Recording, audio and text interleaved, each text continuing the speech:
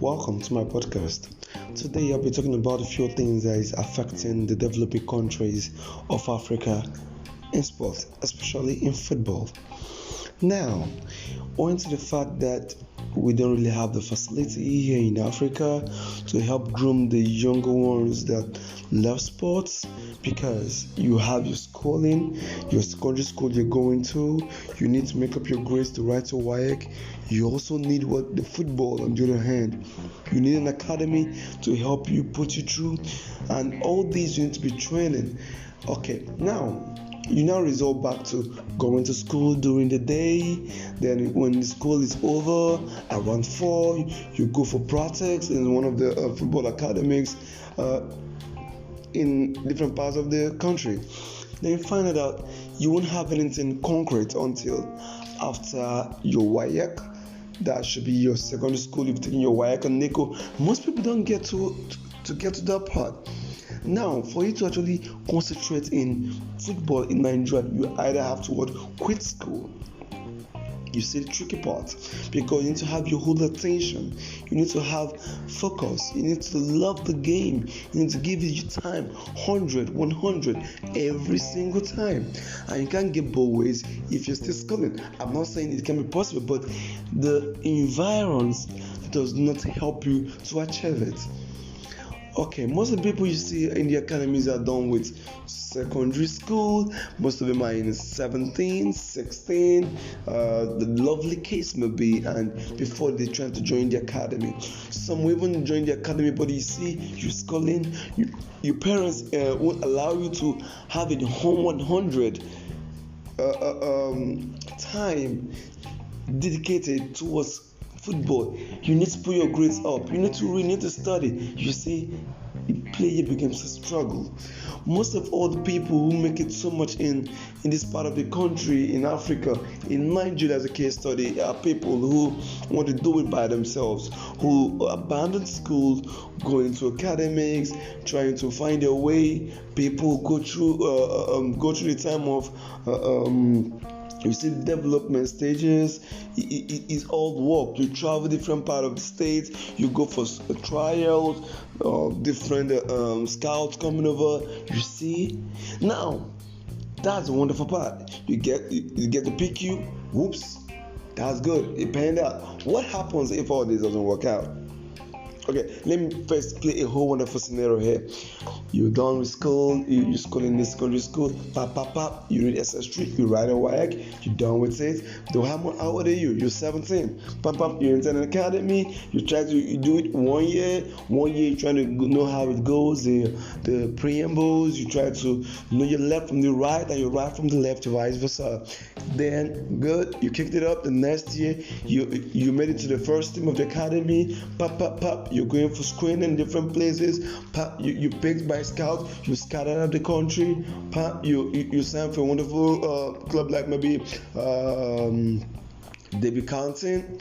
Okay, that's lovely. You start from there. That's so huge, man. Maybe you start from the on the 17. You move on to the 21. You see yourself in the first team. You're playing a fake cup. You're up there. You're in the first league. You're a superstar. It turned out fine. Now, what happens if it doesn't?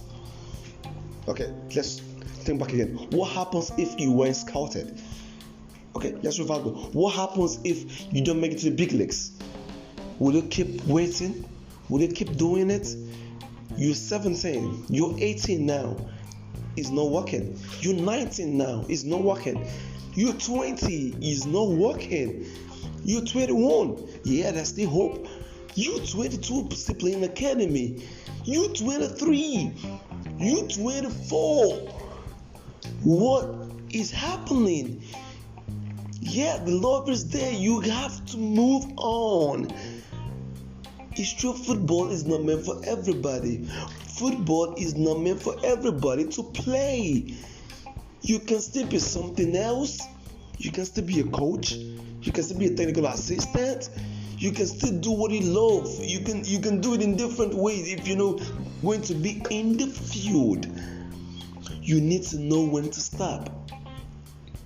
So I need to go to different phases. This is just me giving an intro of what I'll be discussing throughout this month. I'm trying to dedicate what I call giving you options as a growing African player, giving you some options to know when to stop, giving you the signs to know, hey, let me redress, hey, let me take a step backwards, hey, let me turn left, hey, let me turn right. We need to change the narrative.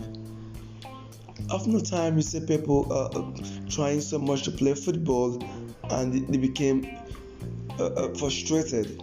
Depression kicks in because they didn't achieve it, because they didn't reach the climax they wanted to, because they see most of your players attain some level of professionalism that they wish they could, because they have the same platform to succeed, but one succeeded more than the other. That shouldn't stop you.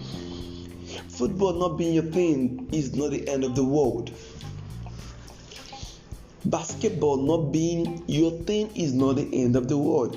This something goes around the whole different activities, different types of sports, whether basketball, volley, name it. You should know when to stop. You should know when to quit. You should know when to do other things. Sometimes you get into the big leagues. The first year you playing, you hit an injury and that's it. You can't dwell there. Depression will kick in, and if you don't know how to handle it, it will consume you. It will consume your entire it will consume everything. It will consume you,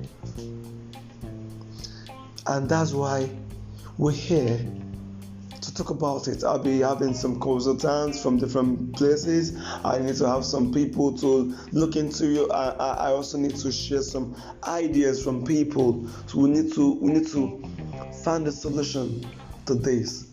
You don't need to be 30 years still looking for that big dream.